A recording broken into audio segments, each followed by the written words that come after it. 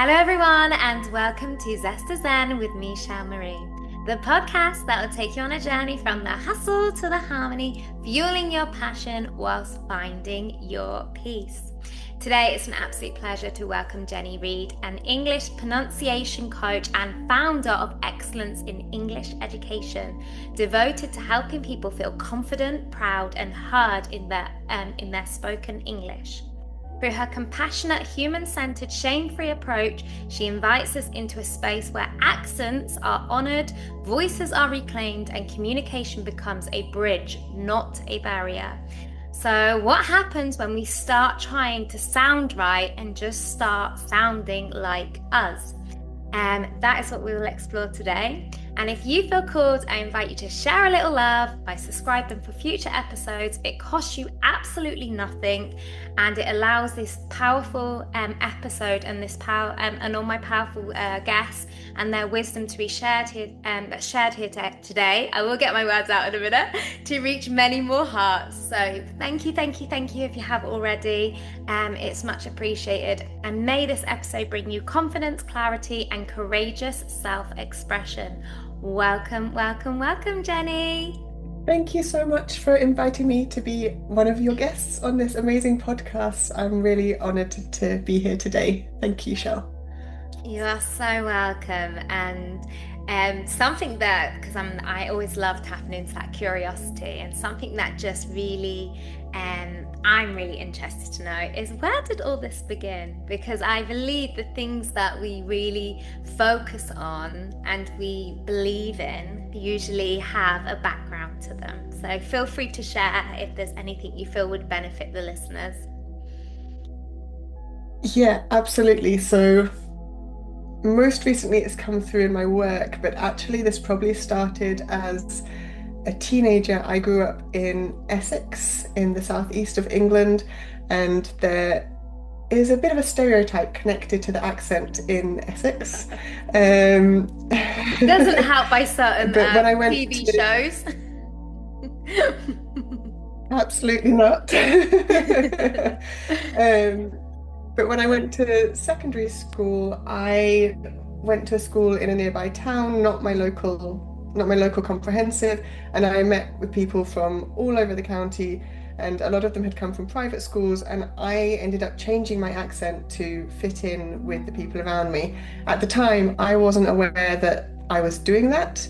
It was totally subconscious, and it was only when I went to university and was meeting all these people from all around the country and all around the world that I was told, "You don't sound like you're from Essex." And I was like, "Oh, no, I suppose I don't." And at the time, I thought this was a really good thing because I didn't want to be connected to the stereotype of an Essex girl. And then I studied languages and I lived abroad for a while. I lived in Italy, which was amazing. And when I was there, I was speaking Italian, and I was told that I sounded German when I spoke Italian. I was like, oh, that's interesting, because that's my other language. I studied German and Italian. And at that time, I was like, oh, it's just interesting. It was just an observation. Mm-hmm. It wasn't a criticism or anything else. It was just interesting to note that. And over the last 5 years, I've developed my own business, helping clients speak more confidently and calmly in English. And this idea of accent has come up again and again and again. And I now feel a little bit sad that as a teenager, I felt I had to change my accent to fit in. And I no longer do that. So I've lived in I lived in Italy and Germany and then Wales, and now I live up in Scotland. And I make sure that I don't change my accent to fit in. I am me, this is who I am. And I want my clients to feel the same way. Now, most of my clients are non-native English speakers, and there are a lot of judgments that are made with that. And so part of my passion, part of my mission is to help them have the confidence to speak however feels most authentically for them, with confidence and clarity, making sure that their message is coming across. And that's nothing to do with accent, it's all to do with pronunciation, which is what my focus is.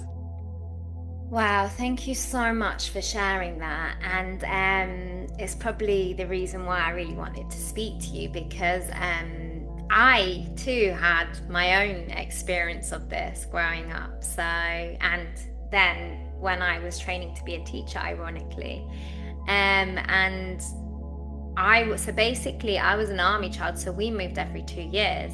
So it's really funny, not necessarily me as much, but some of my siblings, we were surrounded by a lot of Scottish people one time on the army camp, and they started talking like they had a Scottish accent. So rather than the opposite of like trying to hide it, because it was almost like we never had an accent. So we didn't really have that identity because we'd moved so much. So because we're predominantly from Wiltshire, but then you think of the Wiltshire accent, how, oh, it's all our country. Everyone says to me, oh, you don't sound like you come from Wiltshire, but I lived there the most. I didn't really come Hmm. from Wiltshire. I just lived there the most. Um, and so when I went I know this is a little bit different. This is more grammatic, but when I was training to be a teacher in London, um, basically I had a dad that was from Nottingham, so he had a strong Nottingham accent, well, Long Eaton, and then I had obviously my mum, who's my grandma's Gibraltarian, so my grandma wasn't speaking, English, so we've got so many different layers. And then I think my granddad was also from Manchester, so my mum had Manchester and Gibraltarian. Then we've got my mum was also an army child with my dad, so can you imagine? There's not one actual accent. So I was saying things like, oh, and bear in mind I'm teaching, so I'm teaching the next generation. I think this is a really powerful point to bring up, and I would love your take on this. And I remember I kept, no matter how good the lesson was, they say the lesson was outstanding, but we can't give you it because of the way you're speaking. And what it was, and I do believe it is a part of an accent, but also, well, is it? I don't know. I'd like your opinion. But I wasn't pronouncing my H's because in Nottingham, not saying everyone, but they say own, they say ouse, they say how are you? So I was picking up, not realizing my Hmm. dad's accent. So I was saying, like, and she basically said to me, yeah, I need, if you, these were her exact words actually. And imagine as a young person who just has got into all this debt for teaching, it was quite a bit of a, it was a bit of a verbal slap around the face because she said, let me just give you some advice. If you want to be a successful teacher and get any jobs, I would really like change your accent, and I would, brush up on your pronunciation. And I remember being like, oh, I can't be a teacher then. And so now, and it's not saying that this isn't my accent, because like what I said, I don't really have a pinpoint anywhere. But people always say to me, where are you from? And a lot of people say as well, so when I was in the Middle East, sorry, I know this is getting a bit long-winded, but there's obviously lots of layers. Because I was then around a lot of people that, like what you said, are speaking English, but with like usually their accent, I noticed that if I spoke my usual English, they found that hard to understand. So I would then kind of speak like they would speak, so they would understand. So then people would say, "Oh, where are you Hmm. from?" Thinking that I didn't speak English. So yeah. I'm sure other people don't have this Hmm. complication, but there's a reason we are having this conversation right now. Yeah, definitely. There's so much in that, and I'll try and cover as much as I can. So going back to the teaching experience, and I'm really sorry that you had that experience. There's still such judgment and prejudice in the UK over different accents, and it is something that is slowly changing, but it is so slow. But if you think even back in the 1980s, it would have been really rare to hear Mm, any accent other than the RP accent on on yeah. BBC, on the radio. It would have been very strict on who was able to get a job there. And in the education industry, my grandparents, my maternal grandparents, were both teachers, but Mm. they came from the East End of London, and they both had to go through elocution lessons in order to go to teacher training college. Mm. And yeah, it's just crazy that these ideas about how we speak are still coming through today, um, because every accent is unique and every Yeah. accent is correct, and it doesn't matter how you say certain words, as long as you can be understood and Yeah. can get your message across.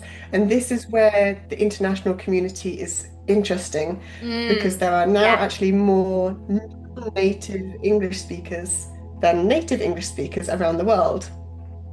And Yes. they are changing the way English is spoken and is Mm. used, the way words are pronounced, the way grammar is spoken, and all different kind of things with all the different accents. And it's really quite amazing to see how the language is shifting Yeah. slightly around us. And I think we're in a little bubble, perhaps here in the UK, thinking this is one way to speak, but there's not one way to speak English. It's a global language and it's not owned by anyone. And I think that's one of the things that makes it so Mm. versatile and such an amazing language to use and to teach as well. Absolutely.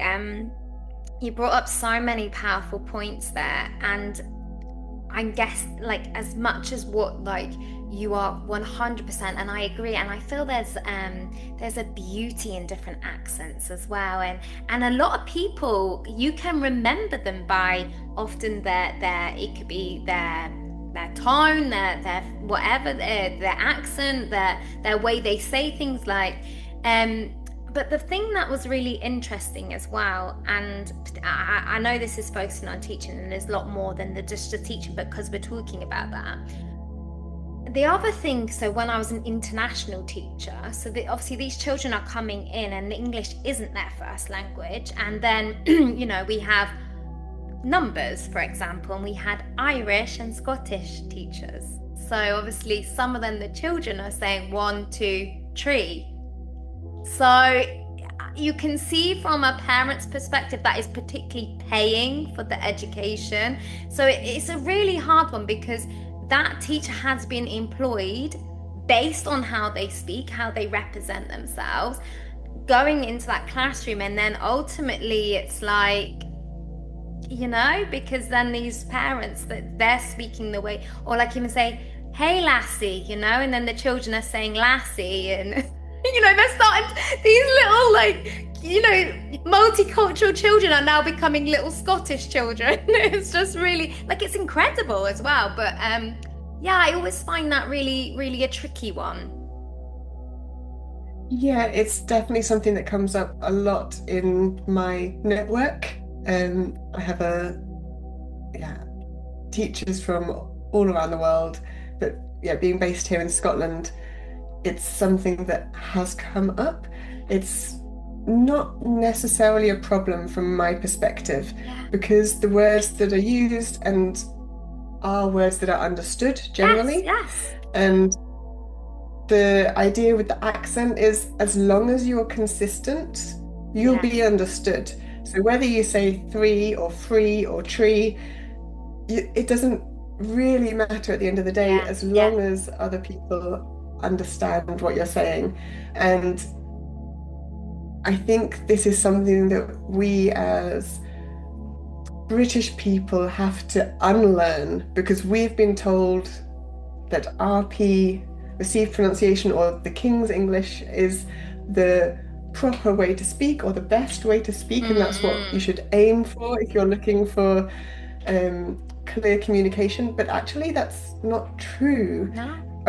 I think it's less than 3% of the population speak with that accent. And And I don't know about you, but when I hear it, when I actually hear people speak like that, I'm actually shocked. I'm like, oh, wow, someone does speak like that. Because even for us, like, I feel Mhm. like they have this in other countries, they have this, like, we drink our tea and we speak like this, and that everyone will do the interpretation of a British person like that. But I've not seen these people. And I'm British.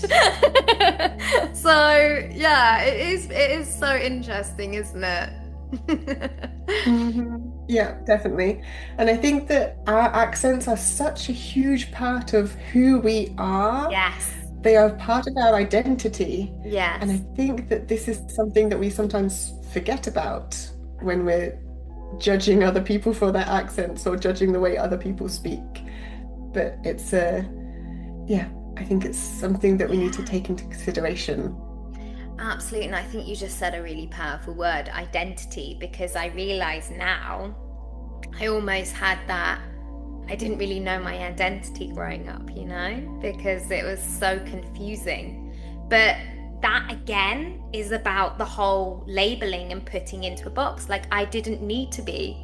I was I was me of and it's really interesting as well because I always said I'm English, I'm English. And then I remember my mum, and bear in mind I got to a certain age of like, even though I know this sounds I'm really really really showing everybody now like how I used to, but you got to be raw and vulnerable sometimes. But I remember it was like late 20s or something, and I remember saying English, English. Yeah, I'm from England. I'm English, and knowing English, Irish, Scottish, all the different places that make up the UK and British and Britain. And my mum said to me, "You're not English, Shelley." And I said, "What?"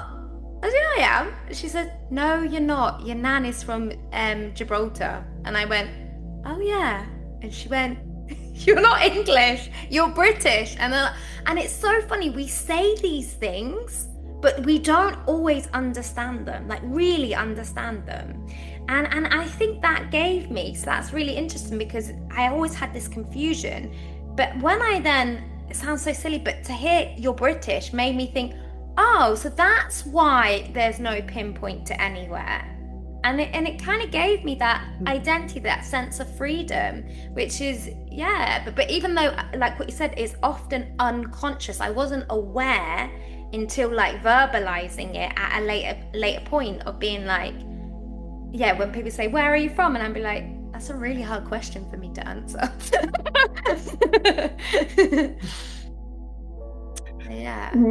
Yeah, I can totally relate to that. I mean, I grew up in Essex, so that was a big part of my identity, but I haven't lived there since I was 18.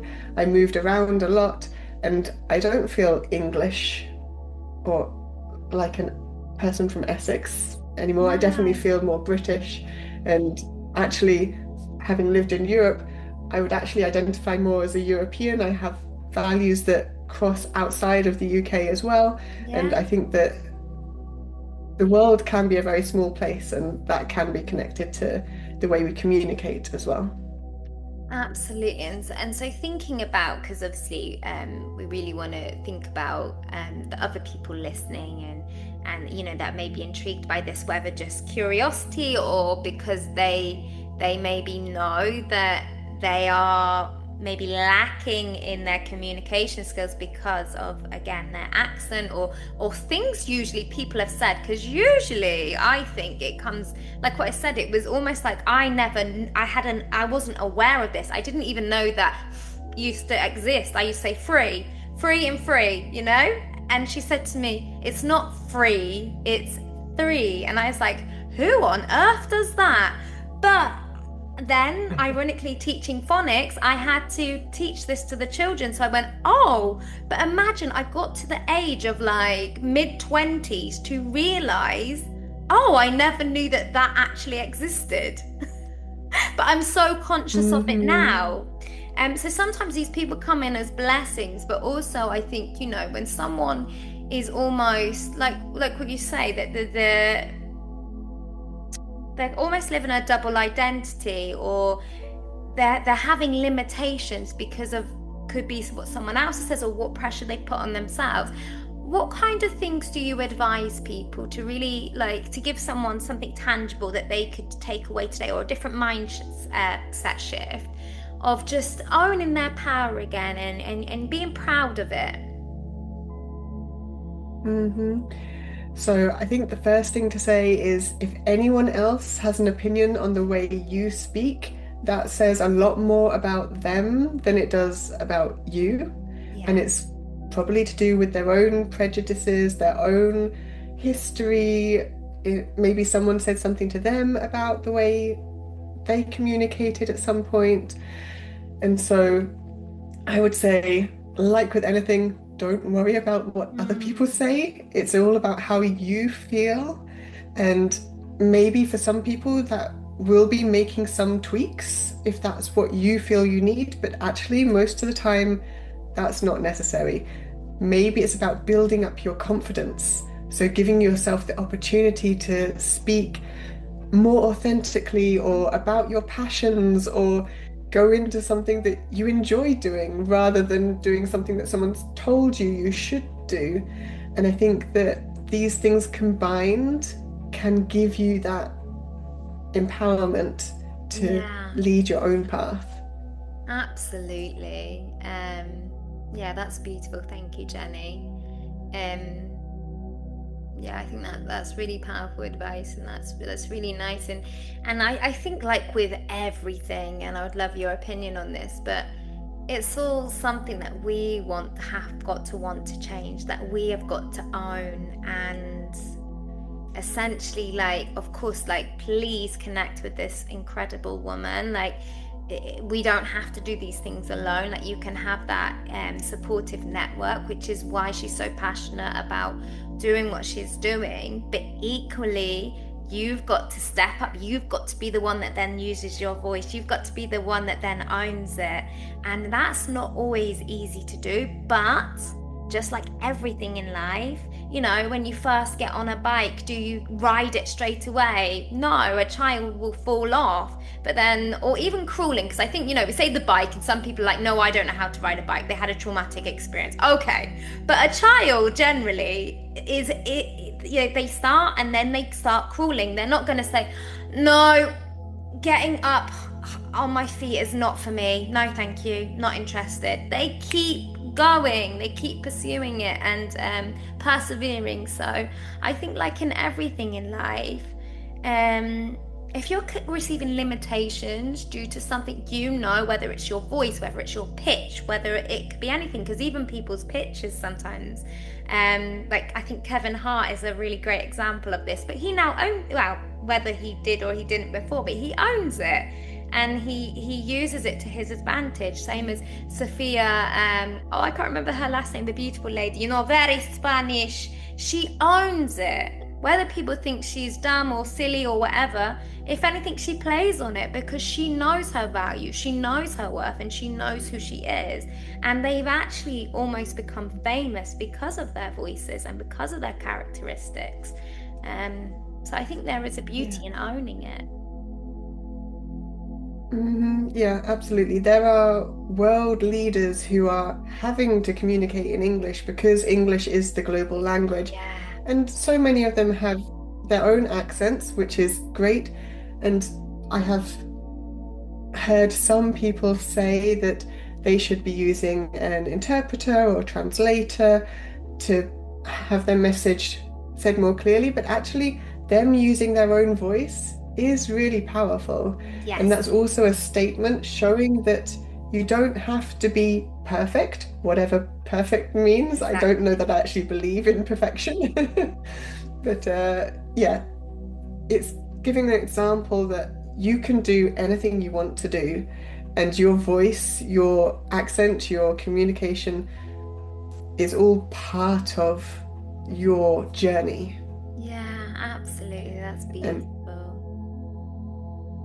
I really, really, really like that. And I also think, yeah, like when we think and we zoom out even bigger than just conversational, but yeah, like actually I think there's a real more than the words that the leader is using.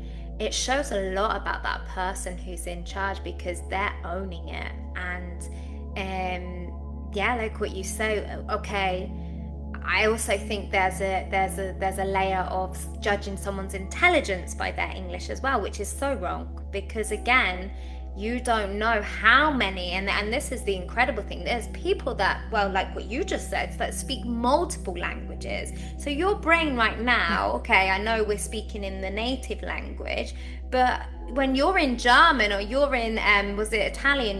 Was it Italian? You said, yeah, yeah, you've got German, you've got Italian, you've got English, and then you've got the layer of the accents. And I just think Hmm. I think we should be celebrating this more, and every time I meet someone particularly that honors the English language, I say to them, don't you dare apologize. If anything, I should be apologizing for not speaking your language, because actually you are putting Hmm. in 10 times, more than 10 times the effort in order for us to actually communicate. And I think that should be Mm. praised, not make someone feel inadequate because of it. Yeah, I 100% agree. And I think that here in the UK, we're very lazy about learning languages. I know that in schools, it's no longer compulsory to do languages in GCSE level. Um, and I think that's really, really sad. But I think it also means that we don't appreciate how challenging it can be to actually have a conversation in another language. And if someone's speaking with a different accent, okay, yes, all accents are welcome and that's fine. But if you're speaking with a stronger accent to someone who doesn't have English as a first language, you might need to make some modifications. You might need to slow down a little bit in order for them to be able to understand what you're saying. Like you said about your experience living abroad, you Yeah. modified the way that you spoke so that they could understand what you were saying. Well, technically, I didn't. And that's I quite. spoke, and then my friend who spoke English and Arabic, she used to say she said this, and she would translate for me, and I'm like, I said that, and she's like, they don't understand you. And I was speaking so slowly, but it was just so funny. And so I think even though I wasn't intentionally then mimicking the way she kind of spoke, but I was like, well, no, I don't want someone to keep translating me. So I adapted, and I think this is a really, really crucial difference that you've just raised, because there's the owning and being proud of where you're from, but then there's also the compassion and the empathy towards others, and that is not what we're talking about here. We're not saying we're doing that because we're ashamed of our language. We're doing that because that is, a kind thing to do for others. That's very different, and I think that's a really And powerful distinction you've just mentioned. Yeah. yeah, and I think that's part of communication. When we're having a conversation with someone else, we are constantly looking at that person, seeing if they've understood what we've said, maybe re-explaining something or Yes. saying something in a different way. We do that naturally. It's Yes. how we communicate with other people and how we have a conversation. And so, having a conversation with someone who has English as a second language, yes, of course, we're going to make some changes in the way that we speak because we want to communicate. And I think that Yeah. that's part of being human. Yeah, it's an important part of being human. And I know this comes across as a joke, but I think sometimes these jokes, it's important for us to really learn from them, particularly generational things that have happened generational wise. So, for example, my beautiful grandma, God bless her soul now, she's not here anymore. But so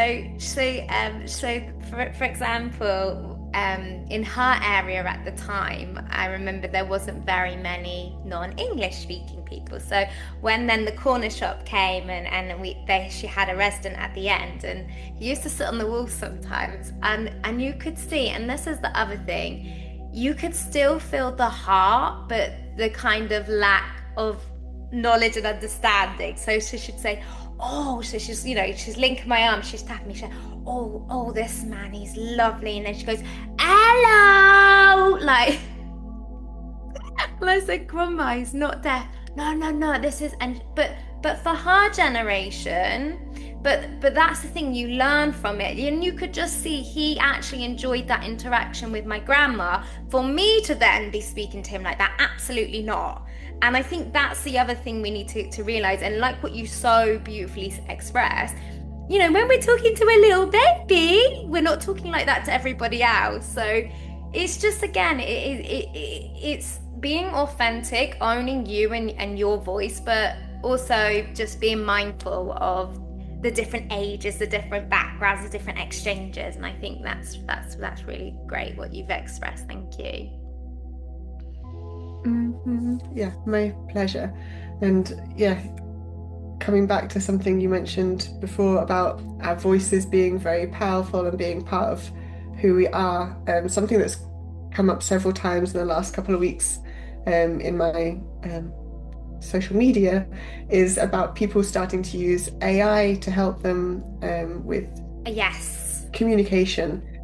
And it's been really interesting seeing the studies that have been done on it.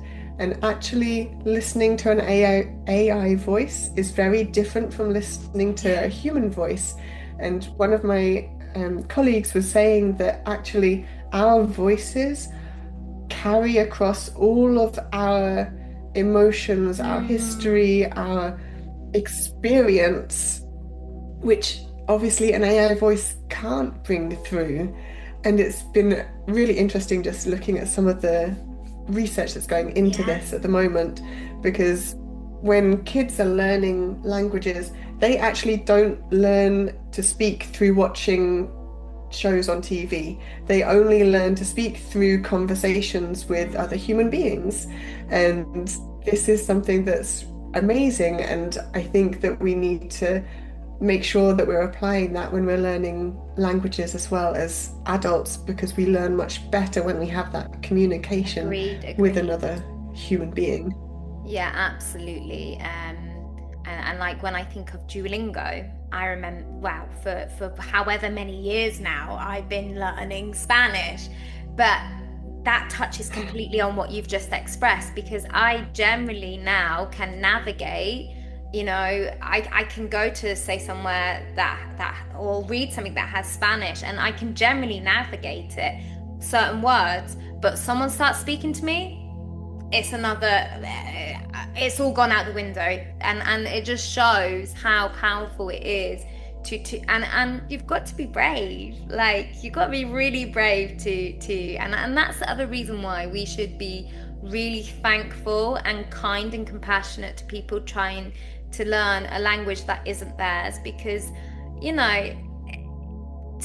like a child, we don't scold a child and make a child feel unworthy because they're learning, like what you said. We have an idea of what they're saying and kindly might say, "You want this?" and repeat it back nicely. Not saying that that's what you would do to an adult, but I mean, yeah, there's a difference between reading and doing it in your own, in the comfort of your house and no one hearing you, and Duolingo saying, "Fantastic, 100%." And then someone going, "¿Cómo estás?" And you're like, "Huh? Run!" And then equally, there's limited navigation. So then repeating back and then them thinking, "Oh, you can speak Spanish," and then being like, "Ah." So I think you've really raised lots of valid points here. And also going back to the AI, I think I really love that you mentioned AI.